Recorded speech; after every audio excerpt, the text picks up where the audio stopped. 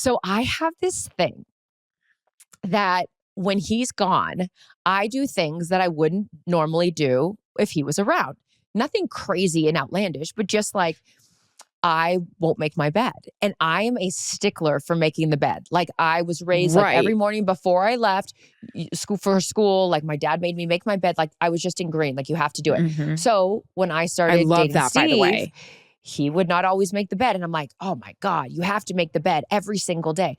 Well, when he's not around, I don't make the bed. Does And he know this? No, he's going to find out because Obviously. my psychology is if he thinks that I do it every day, then he should be doing it every day as well. Because I guarantee you, when I go out of town for Thursday night football, that bed is not made Wednesday night, Thursday night, and he fucking scrambles to make that bed on Friday morning and I go, do you make the bed But when he I'm not makes here? And he's it. like, yeah, but so I don't do it either. And I feel like we should just both come clean with each other because he's hiding it from me. And I bet you he doesn't do it. And he just says that he does. So things like that, or like I'll let the dishes pile up in the sink. I'll leave shit all around on my shoes, the whole place looks like a disaster. And then 5 minutes before I know he's coming home, it was like when my dad came home from work and the garage door opened, I was like, shit, and like cleaned up everything. Home so it looked like the house was on. Yeah, But I have this thing where I don't know, like, what's the longest stint that you've lived by yourself? Like before you were. Oh, pre-Jarrett? Yeah, because I feel like, I mean, I've always sort of been in a relationship. I didn't live with the guy until Jarrett. Really? Yeah. He was the first guy you lived with? Yes. How was that transition? Because Is that right? Yeah. Yeah, that's pretty much right. Because I did a lot of long distance. Yeah. Okay. How was that transition? I learned real quick I couldn't leave my drunk night jeans with the undies in them next to my bedside for more than a day, or he'd be like, the old Erin and Charissa, hey, what's going on over here? You know, the quick I've had a couple to drink and I'm just like, throw yourself in bed and it all comes off in one kind of thing. Not because you're getting one like it's a uniform. Yeah. Oh yeah. Or unitard. A onesie. Yeah, exactly. Yep. No, because I'm a relationship person. So like I've lived with a lot of different guys. I've lived with a lot of men.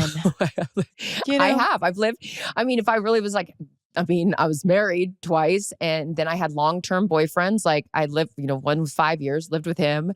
One was 2 years, basically lived with him. But anyways, so I've just always had someone in the space. So I feel this freedom when they leave. And I'm like, oh my God, I just get to do whatever I want. And I get to just eat whatever I want. Because also too, like Steve loves cooking. So every night, so what do you want for dinner? And I'm like, I want top ramen. Like last night, you know what I had? I had the tuna fish packets that are like, you basically have for earthquakes because they will last forever. The tuna fish packet and rice. And 90 seconds. Yep. Hey, Uncle what's Ben's. your rice you like? Basmati. I love basmati. Basmati. When we were in France, everything had basmati rice, and I was like, I love basmati. But yeah, 90 seconds in the old microwave. I am a bachelor. I am a full dude when it comes to hamburger helper. If Steve wasn't in my life, I would be malnutrition. I wouldn't eat because I don't like cooking.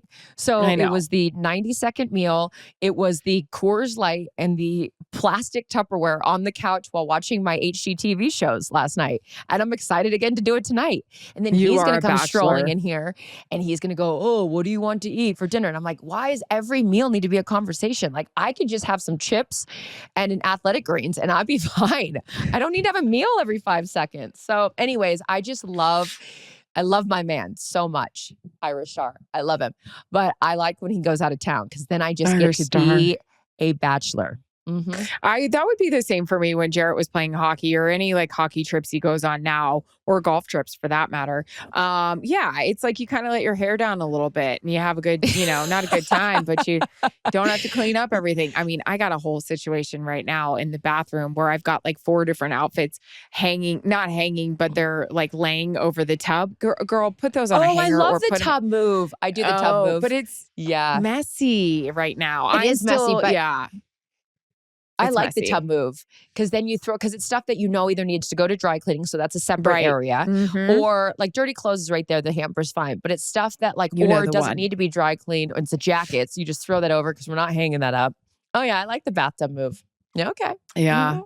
And then That's it the works one. my way. I work my way into the side of the bathtub one where it's like, then it can't make the hamper. It's the undies, the socks, the workout clothes. It's like, girl, put it in the hamper. It's right there. Put it in the hamper. Yeah. That's what I do when he's not in town. Absolutely. And it's the crap TV. It's like the stuff I wouldn't watch with him. Like, am I catching up on a Housewives? Am I not?